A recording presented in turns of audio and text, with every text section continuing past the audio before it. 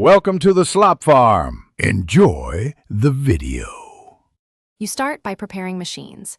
Ensure 3 or more nodes, each with the required CPU and RAM and SSH access so you can run commands remotely.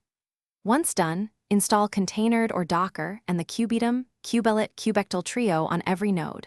This gives you the orchestration tools. Make sure to disable swap and sync system time for stability, and open Kube API and ECT ports in your firewall so nodes can communicate. These first steps let Kubeatom initialize cleanly and predictably. You now initialize the control plane with Kubeatom init, specifying a pod network sitter that matches your chosen CNI. Save the Kubeatom join command shown at the end. Next, apply your CNI manifest, for example Calico or Flannel, because pods need a network to reach each other. This is why the init flag must match the CNI design. Once the CNI is ready, copy the kubeconfig to your local $home/kube/config and run kubectl.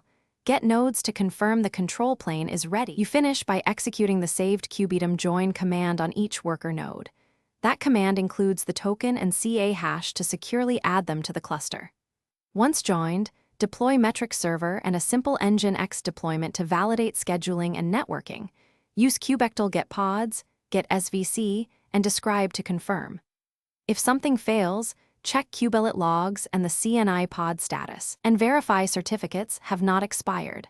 Those checks usually reveal misconfigurations quickly and point you to the exact fix. Thanks for watching. Consider subscribing if we helped you today.